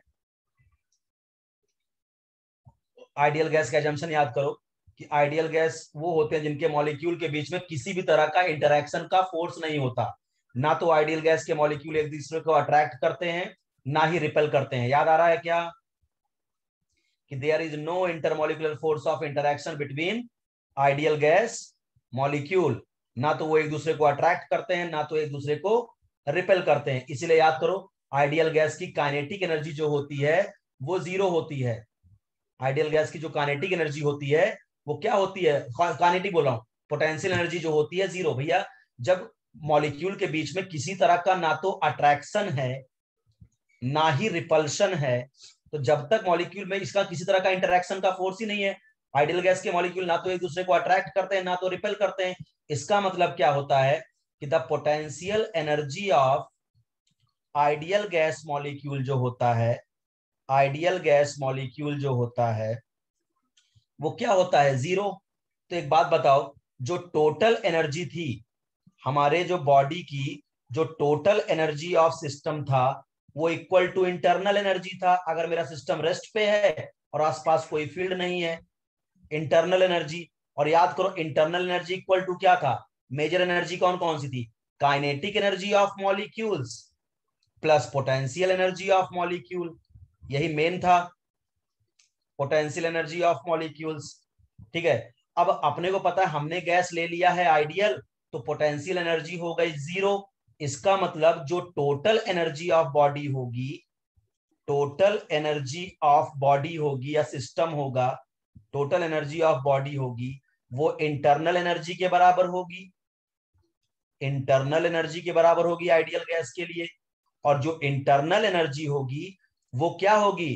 काइनेटिक एनर्जी ऑफ मॉलिक्यूल्स के बराबर होगी, क्योंकि आइडियल गैस की पोटेंशियल एनर्जी तो जीरो होती है। तो बहुत इंपॉर्टेंट पॉइंट यहां पे आ गया कि इंटरनल एनर्जी में हम केवल उस सिस्टम में मौजूद मॉलिक्यूल्स की काइनेटिक एनर्जी का ही सम करते हैं अगर गैस आइडियल है तो। और हमारे लेवल पे क्या है, आइडियल गैस पे ही हम सारे क्वेश्चन को करते हैं। तो total energy of body E is equal to internal energy is equal to kinetic energy, यानी इंटरनल एनर्जी का मतलब बॉडी में मौजूद जितनी तरह की काइनेटिक एनर्जी तुम सोच सकते हो उसका सम कहलाता है इंटरनल एनर्जी, यानी sum of all possible kinds of energy present in any system at molecular level is called internal energy. किसी भी सिस्टम में जितनी तरह की एनर्जी तुम सोच सकते हो उनका सम क्या कहलाता है, इंटरनल एनर्जी, यानी sum of all possible kinds of energy present in any system, ठीक है, इज कॉल्ड इंटरनल एनर्जी। बात समझिएगा अच्छे से। और हमने क्या बताया कि भैया अगर सिस्टम को हमने रेस्ट पे ले लिया और सिस्टम के आसपास कोई फील्ड नहीं है तो बॉडी की काइनेटिक एनर्जी जीरो हो गई, बॉडी की पोटेंशियल जीरो हो गई। इसका मतलब जो टोटल एनर्जी आएगी वो इंटरनल के बराबर होगी। और इंटरनल एनर्जी क्या होती है, मॉलिक्यूलर लेवल की एनर्जी, मॉलिक्यूल की काइनेटिक एनर्जी, मॉलिक्यूल की पोटेंशियल एनर्जी। तो अपने को पता आइडियल गैस ले लिया तो पोटेंशियल एनर्जी तो आइडियल गैस की जीरो हो गई। इसका मतलब total energy of ideal gas molecule is equal to internal energy is equal to kinetic energy of molecule. यानी इंटरनल एनर्जी में केवल हम काइनेटिक एनर्जी के टर्म को लेते हैं। बताइए समझ में आया कि नहीं।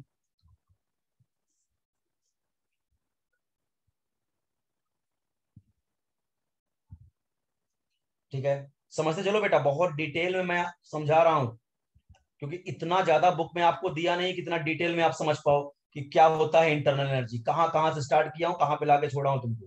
ठीक है, फिर रटने लगते हैं कि इसमें केवल काइनेटिक एनर्जी होती है। मैं समझा रहा हूं काइनेटिक एनर्जी क्यों होती है, केवल पोटेंशियल क्यों नहीं होती। आइए अब बात करते हैं। याद करो सुबह हमने बताया था कि मोनो एटॉमिक गैस के लिए जो डिग्री ऑफ फ्रीडम होता है वो 3 होता है, डाई एटॉमिक गैस के लिए डिग्री ऑफ फ्रीडम 5 होता है और पॉली एटॉमिक के लिए डिग्री ऑफ फ्रीडम 6 होता है। तो जरा आपको जरा डिग्री ऑफ फ्रीडम के बारे में बात करते हैं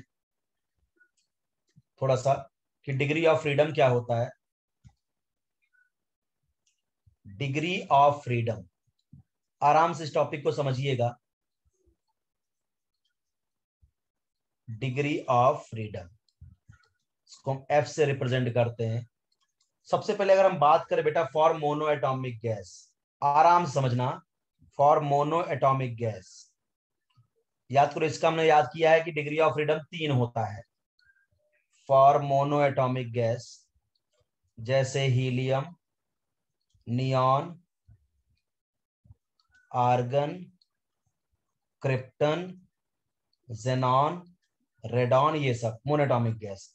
तो एक बात बताओ बेटा, अगर गैस मोनोएटॉमिक है तो मान लो ये उस गैस का मॉलिक्यूल है तो ये गैस का मॉलिक्यूल बेटा एक्स एक्सिस पे ट्रांसलेटरी मोशन करता है, कर सकता है, ये वाई एक्सिस पे ट्रांसलेटरी मोशन कर सकता है और ये जेड एक्सिस पे जा सकता है, ये 3 लीनियर मोशन कर सकता है। भाई अगर ये जो मोनोएटॉमिक मॉलिक्यूल है ये गैस का, ये 3 एक्सिस पे मोशन कर सकता है, लीनियर मोशन, एक्स एक्सिस के अलोंग, वाई एक्सिस के अलोंग या जेड एक्सिस के अलोंग। तो इसका मतलब अगर मैं इसकी टोटल एनर्जी लिखूं, total energy is equal to internal energy is equal to kinetic energy, यही होगा। अब इसके काइनेटिक एनर्जी में कौन कौन सी एनर्जी आएगी बताओ। एक तो एक्स एक्सिस के अलोंग इसकी काइनेटिक एनर्जी क्या होगा, half M we x square. Y axis के अलोंग इसकी ट्रांसलेटरी काइनेटिक एनर्जी कितनी होगी, half M we Y square. और जेड एक्सिस के अलोंग इसकी kinetic energy half M V Z square. ये तो इसकी ट्रांसलेटरी काइनेटिक एनर्जी हो गई लीनियर मोशन के कारण। अच्छा एक बात बताओ बेटा कि यहाँ पे रोटेशनल अगर ये मोनो एटॉमिक गैस है बेटा तो इसकी रोटेशनल काइनेटिक एनर्जी जीरो होगी। क्यों भैया, रोटेशनल काइनेटिक एनर्जी का फॉर्मूला होता है, जो रोटेशनल काइनेटिक एनर्जी होता है उसका फॉर्मूला होता है half I omega square. Physics पढ़ा होगा तुमने। जो रोटेशनल काइनेटिक एनर्जी का फॉर्मूला होता है वो होता है हाफ आई ओमेगा स्क्वायर और आई होता है मोमेंट ऑफ इनर्शिया जिसका फॉर्मूला होता है I equal to M are square. तो अब बताओ अगर छोटा सा मॉलिक्यूल है तो इसका आर कितना छोटा होगा, एक छोटा सा मोनोटॉमिक मॉलिक्यूल इसका आर बहुत छोटा होगा ना। अगर आर बहुत छोटा होगा तो क्या होगा, आई की वैल्यू जीरो होगी। इसीलिए मोनोएटॉमिक गैस की जो रोटेशनल काइनेटिक एनर्जी होती है वो जीरो होती है। रोटेशनल काइनेटिक एनर्जी कितना होती है, जीरो, क्योंकि रोटेशनल काइनेटिक एनर्जी का फॉर्मूला होता है हाफ आई ओमेगा स्क्वायर और आई होता है m are square, moment of inertia. अब इतना छोटा सा मॉलिक्यूल है तो इसका आर कितना छोटा होगा और आर अगर बहुत छोटा है तो आई की वैल्यू आएगी जीरो। तो इसका मतलब जो मोनोएटॉमिक गैसेस होते हैं उनके लिए रोटेशनल काइनेटिक एनर्जी कितनी होती है? 0। तो इसका मतलब बताओ कि मोनोएटॉमिक गैस के इंटरनल एनर्जी के एक्सप्रेशन में, मोनोएटॉमिक गैस के इंटरनल एनर्जी के एक्सप्रेशन में या काइनेटिक एनर्जी के एक्सप्रेशन में कितने इंडिपेंडेंट टर्म तुमको दिख रहे हैं? मोनोएटॉमिक गैस के काइनेटिक एनर्जी के एक्सप्रेशन में तुमको कितने इंडिपेंडेंट टर्म दिख रहे हैं? 1, 2 और 3। इसी को बोलते हैं डिग्री ऑफ फ्रीडम 3। इसी को बोलते हैं डिग्री ऑफ फ्रीडम 3। तो what is the degree of freedom? Degree of freedom number of independent, degree of freedom क्या होता है बेटा? डिग्री ऑफ फ्रीडम होता है number of independent term, number of independent term, number of independent term in the expression of kinetic energy, in the expression of kinetic energy of ideal gas molecule। Ideal gas molecule के kinetic energy के expression में जितने independent term होते हैं that is called degree of freedom. तो monoatomic के लिए देखो 3 ही इंडिपेंडेंट टर्म है, क्योंकि वो मॉलिक्यूल केवल लीनियर मोशन ही 3 एक्सिस पे कर सकता था, वो रोटेशन कर ही नहीं सकता था क्योंकि आई आर की वैल्यू बहुत कम है। तो मोमेंट ऑफ इनर्शिया तो 0 के आसपास है, तो रोटेशनल काइनेटिक एनर्जी आएगा नहीं। और भैया वाइब्रेशनल काइनेटिक एनर्जी मैं तब तक नहीं बोलूंगा जब तक वो खुद ना बोल दे कि टेम्परेचर हाई है। अगर यही तुमसे पूछ लिया, सपोज करो, मेरी बात बहुत ध्यान समझना, कि मोनो एटॉमिक गैस का डिग्री ऑफ फ्रीडम कितना होता है, तो आप बोलोगे 3। लेकिन बोल दिया मोनो एटॉमिक गैस का हाई टेम्परेचर पे डिग्री ऑफ फ्रीडम कितना होता है, तब हो जाएगा 5, क्योंकि तब 2 वाइब्रेशनल काइनेटिक एनर्जी के term her degree of freedom में तुमको जोड़ देना होगा। अगर जब हाई टेम्परेचर पूछेगा तो 2 वाइब्रेशनल काइनेटिक एनर्जी आपको ऐड कर देनी होगी सारे, चाहे मोनोटॉमिक हो, फिर चाहे डाइएटॉमिक हो, चाहे पॉलीएटॉमिक हो। ये सब चीजें तुम फिजिक्स में ही पढ़ोगे, फिजिक्स वाला बंदा भी आपको पढ़ाएगा ये सब बातें।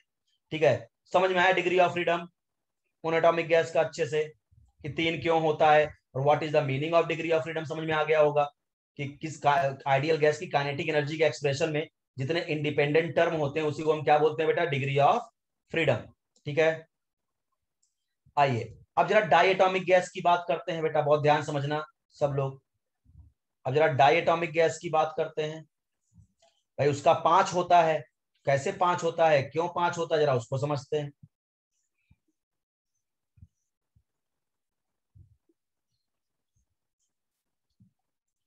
डाइएटॉमिक गैस,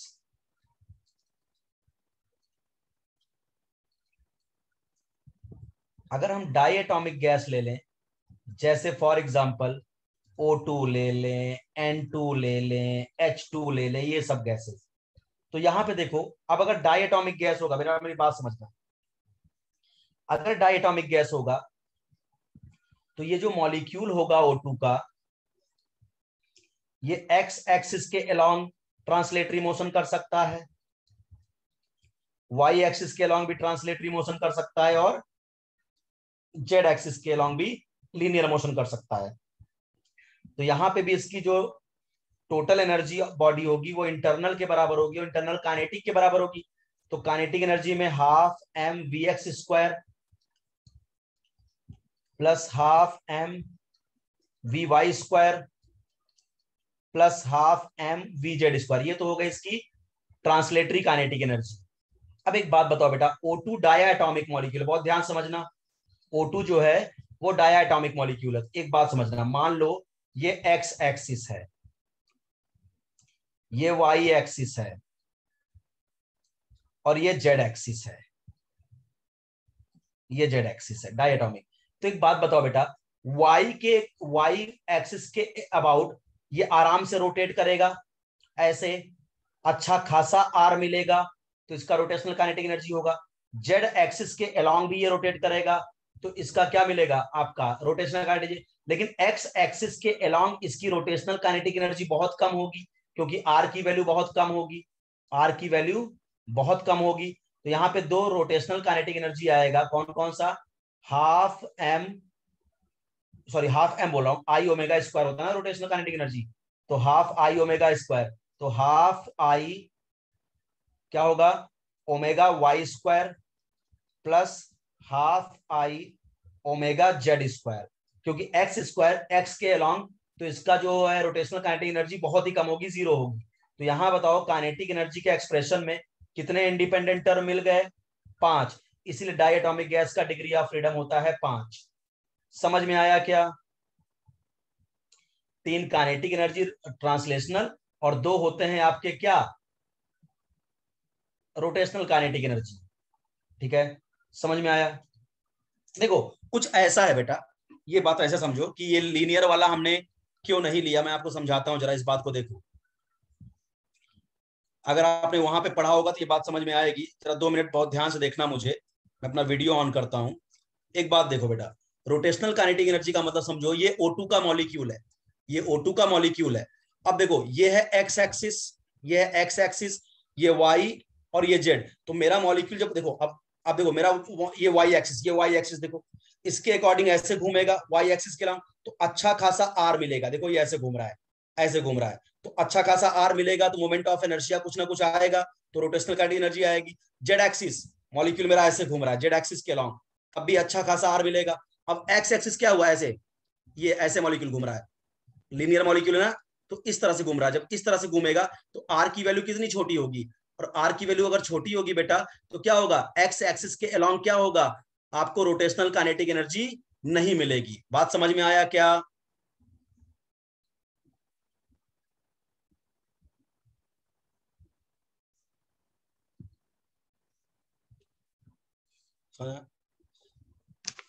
थर्मो एक ऐसा टॉपिक है ना बेटा, जिसमें केमिस्ट्री कम फिजिक्स ज्यादा चलती है। ठीक है, तो इसमें फिजिक्स भी आपको अच्छी खासी आनी चाहिए, तभी आप समझ पाओगे। तो देखिए यहाँ पे तो क्या होगा बेटा, तो यहाँ पे टोटल क्या हो गए, 5 इंडिपेंडेंट टर्म आ गए काइनेटिक एनर्जी के एक्सप्रेशन में डायटोमिक आइडियल गैस, इसलिए डायटोमिक का डिग्री ऑफ फ्रीडम होता है बेटा 5। डायटोमिक का डिग्री ऑफ फ्रीडम होता है 5। अब अगर हम पॉलीएटॉमिक की बात कर ले बेटा, डिग्री ऑफ फ्रीडम पॉलीएटॉमिक का,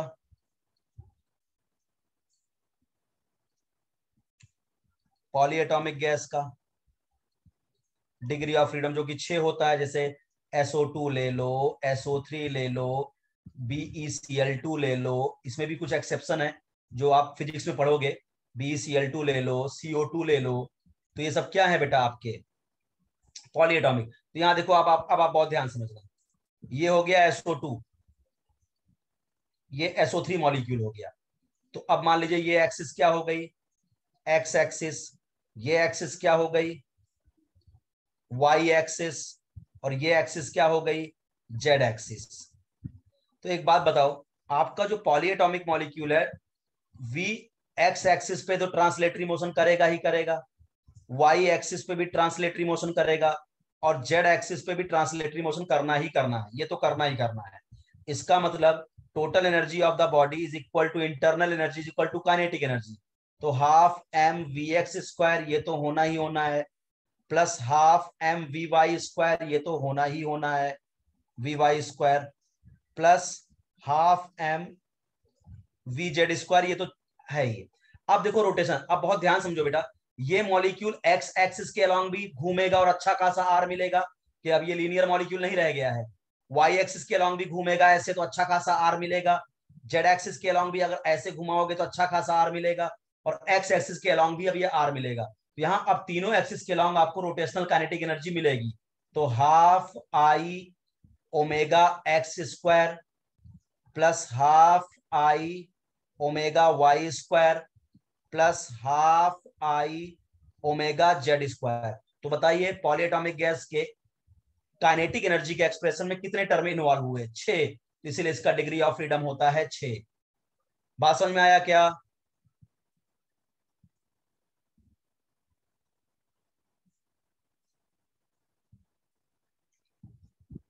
ठीक है, इसका डिग्री ऑफ फ्रीडम कितना हो गया बेटा, 6 हो गया। अच्छा, अब इसमें भी एक्सेप्शन है बेटा।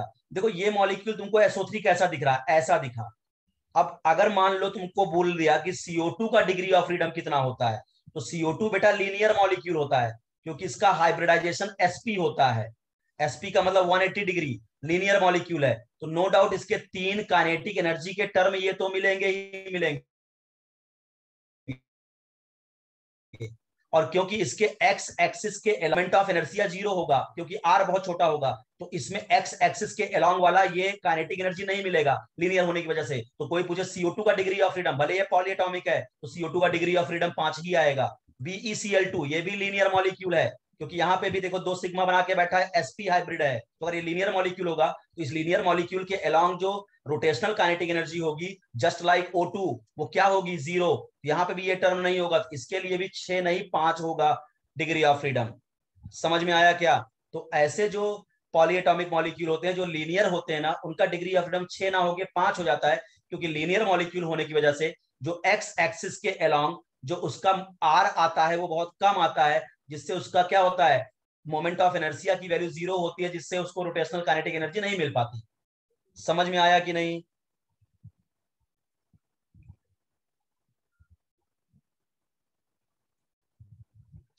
बोलिए।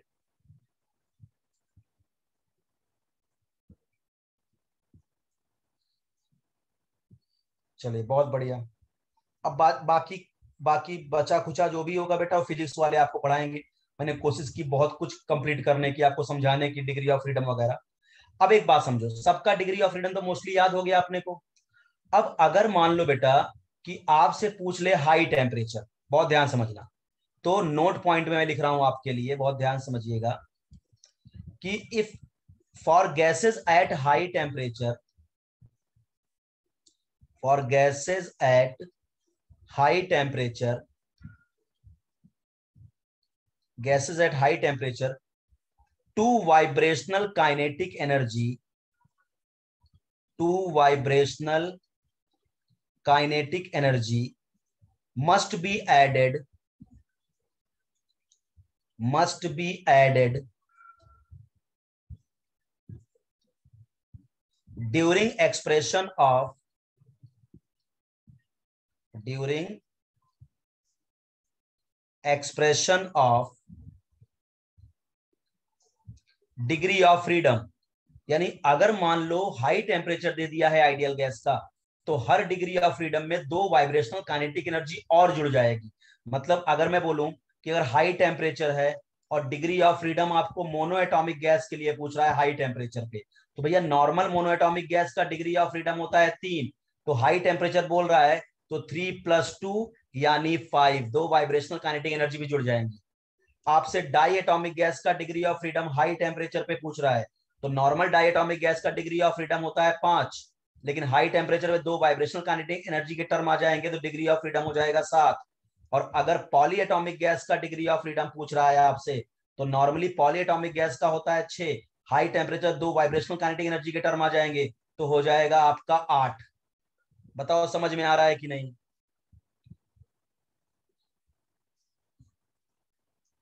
बोलिए।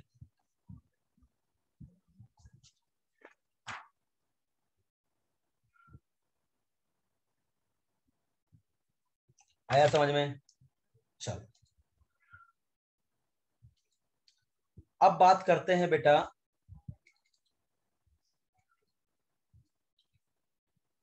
Law of equipartition of energy.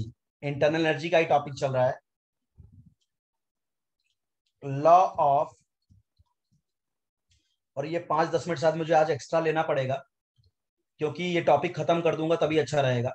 Law of equi partition, internal energy का टॉपिक आज खत्म होना चाहिए, नहीं तो नेक्स्ट लेक्चर में 1 हफ्ते बाद मैं आपको कनेक्ट नहीं कर पाऊंगा, आप वैसे ही सब कुछ भूल के बैठ जाते हो। Law of equipartition of energy, ये देखो क्या बोलता है, ये लॉ क्या बोलता है बेटा। जैसे मान लो हमने मोनो एटॉमिक गैस लिया, तो याद करो मोनो एटॉमिक गैस के भी नॉर्मल टेम्परेचर की बात कर रहा हूं, तो याद करो मोनो एटॉमिक गैस के काइनेटिक एनर्जी के एक्सप्रेशन में 3 टर्म थे, half m Vx² plus half m Vy² plus half m Vz², यही था, 3 टर्म थे। तो law of equipartition energy क्या बोलता है बेटा कि the average kinetic energy associated with each molecule in each degree of freedom is half, आपका होता है हाफ kT। मतलब क्या बोल रहा है कि द एवरेज, पहले मैं लिख ले रहा हूं डेफिनेशन तो आपको समझ आएगा। द एवरेज, ये जेई वालों के लिए स्पेशल पढ़ा रहा हूं, नीट वालों को इक्वी पार्टीशन ऑफ एनर्जी से कोई मतलब नहीं है, लेकिन जेई जेई जो है, आईआईटी जो है इसको पूछता है, इसलिए मैं यहाँ पे ले रहा हूँ। नीट वालों के लिए law of equipartition of energy नहीं है। तो the average kinetic energy associated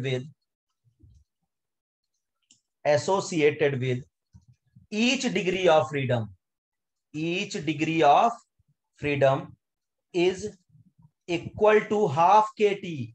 मतलब क्या बोल रहा है कि जो एवरेज काइनेटिक एनर्जी एसोसिएट होती है हर डिग्री ऑफ फ्रीडम में, तो बताओ मोनो एटॉमिक गैस में 3 डिग्री ऑफ फ्रीडम है, तो बोल रहा है कि the average kinetic energy associated with each degree of freedom is equal to half k T. इसका मतलब यहां का इस डिग्री ऑफ फ्रीडम की एनर्जी कितनी है, हाफ के टी, इसकी कितनी है, हाफ के टी, इसकी कितनी है, हाफ के टी।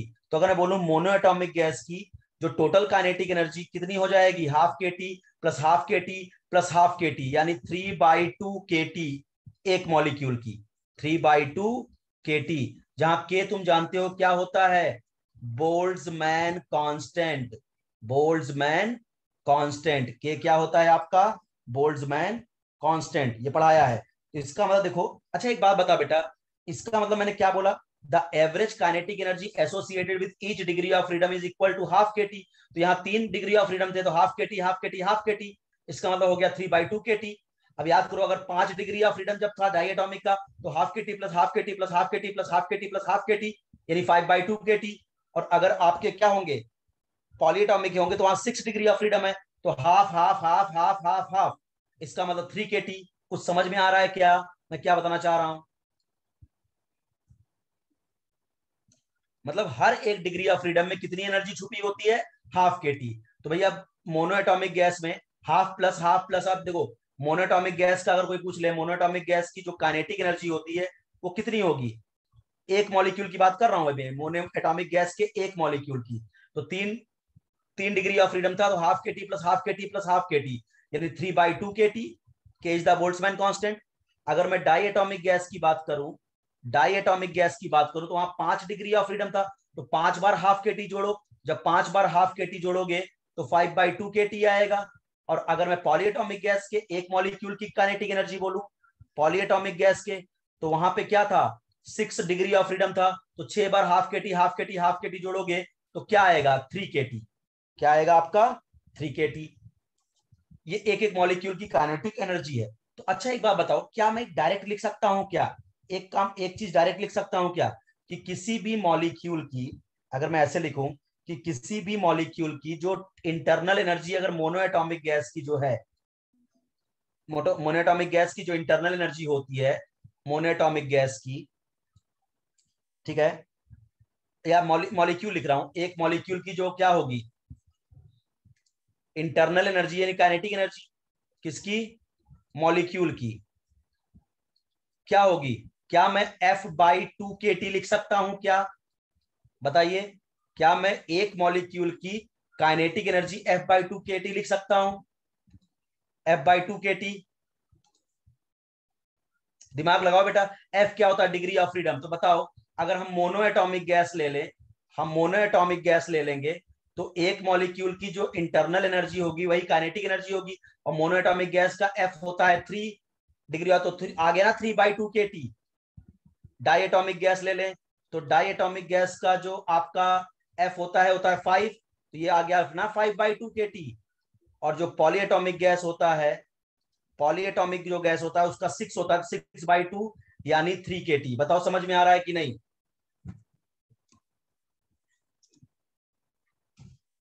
बोलते चलिए भाई, समझ में आना चाहिए।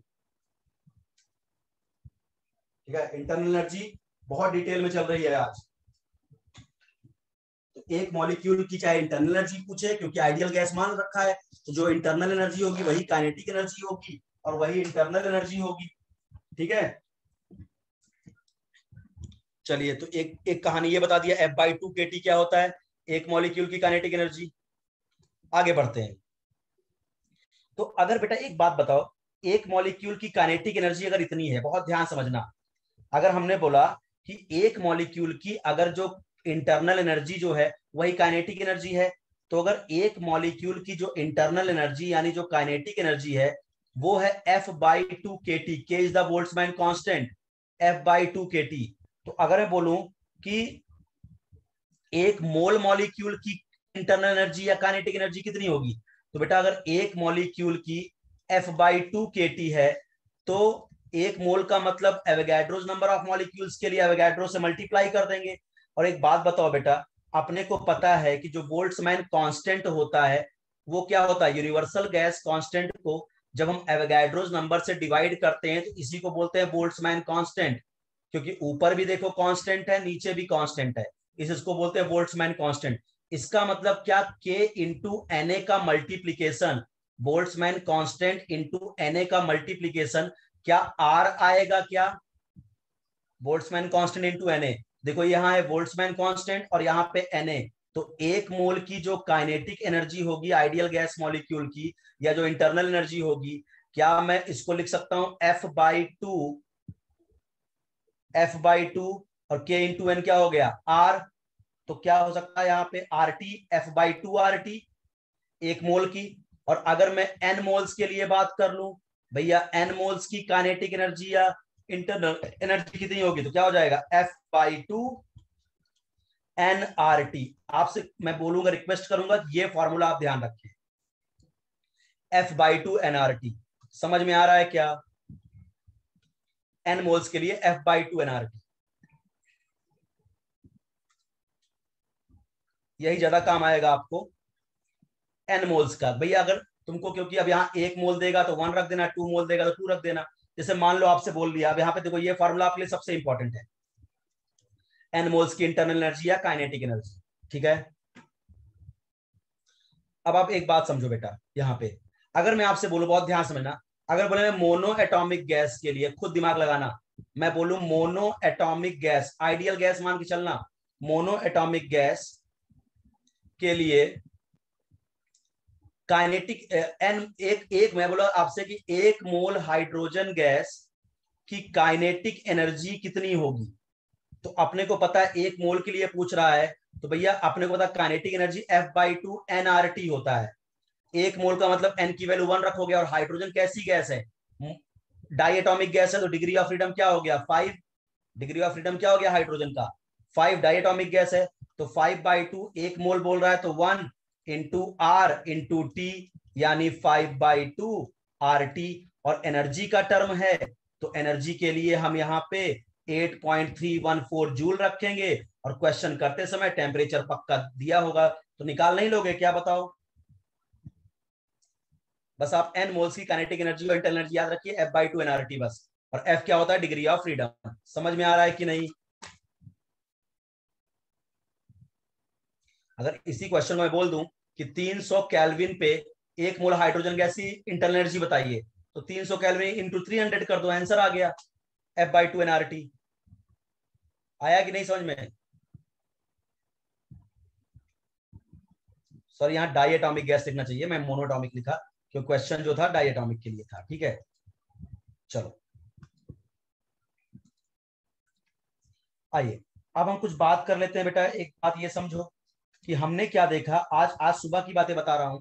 हमने देखा था कि जो इंटरनल एनर्जी है वही काइनेटिक एनर्जी मॉलिक्यूल्स की है, और काइनेटिक एनर्जी क्या है, N F/2 RT, N moles की। तो अगर मैं इसको इंटीग्रेट करूं बेटा, बहुत ध्यान समझो, du इक्वल टू क्या हो जाएगा, एन कांस्टेंट बाहर ले लू, F/2R इंटू dt, यही होगा। इसका मतलब क्या होगा, इसको मैं ले सकता हूं delta U equal to N. बताओ कि आज बताओ, क्या कैपिटल सीवी की वैल्यू F/2R होती है क्या बेटा, आज सुबह ही पढ़ाया था, कैपिटल सीवी क्या F/2R होता है क्या, आज हीट के लेक्चर में पढ़ा था ना, कैपिटल सीवी की वैल्यू F/2R होती है, बराबर। तो यहां देखो F/2R लिखा है, इसका मतलब क्या, ये सीवी हो गया क्या, और इंटू डेल्टा टी। याद करो सुबह भी ये फॉर्मूला बताया था कि delta U equal to N C V delta T, आ गया ना, देखो डेरिवेशन करके बता दिया कि delta U equal to N C V delta T. ठीक है, फॉर ऑल प्रोसेस। इसका मतलब क्या होती है बेटा, यहां समझ में आ रहा है कि हम इंटरनल एनर्जी की एग्जैक्ट वैल्यू नहीं निकाल सकते, हम केवल उसमें चेंज निकाल सकते हैं। इंटरनल एनर्जी की हम एग्जैक्ट वैल्यू नहीं निकाल सकते, हम उसमें केवल चेंज, डेल्टा चेंज निकाल सकते हैं। इससे यह प्रूव हो रहा है कि internal energy is the state function property. ये कैसी प्रॉपर्टी है? State function property. We can not calculate the exact internal energy of the system. भैया इंटरनल मतलब मॉलिक्यूलर लेवल पे जितनी एनर्जी है, कुछ एनर्जी तो हम जानते हैं, कुछ एनर्जी तो हमको पता ही नहीं है। भाई तुम देख रहे हो मॉलिक्यूल चल रहा है, मॉलिक्यूल की काइनेटिक एनर्जी, अरे मॉलिक्यूल के अंदर एटम होगा, एटम भी भाग रहा होगा, एटम के अंदर इलेक्ट्रॉन होगा, इलेक्ट्रॉन भी मोशन कर रहा होगा। अब इलेक्ट्रॉन की भी काइनेटिक एनर्जी, इलेक्ट्रॉन की पोटेंशियल एनर्जी, इलेक्ट्रॉन की मैकेनिकल एनर्जी, इलेक्ट्रॉन की वाइब्रेशनल काइनेटिक। भैया मॉलिक्यूल, मॉलिक्यूल तुम देख रहे हो मॉलिक्यूल चल रहा है, तो मॉलिक्यूल काइनेटिक ले लिया, काइनेटिक एनर्जी ले लिया, बट मॉलिक्यूल में भी क्या है, बहुत सारे एटम है, सारे एटम भी चल रहे हैं, एटम के अंदर इलेक्ट्रॉन है, इलेक्ट्रॉन भी मोशन कर रहा है, रोटेशनल मोशन कर रहा है, वाइब्रेशनल मोशन कर रहा है, तो बड़ी सारी काइनेटिक एनर्जी हो सकती है। तो सबको तो हम जोड़ ही नहीं पाएंगे, कुछ काइनेटिक एनर्जी तो हमको पता भी नहीं होगा कि मॉलिक्यूल के अंदर किस किस तरह की काइनेटिक एनर्जी हो सकती है।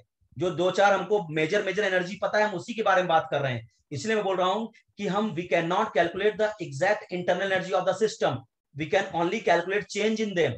इसीलिए इंटरनल एनर्जी एक स्टेट फंक्शन प्रॉपर्टी है।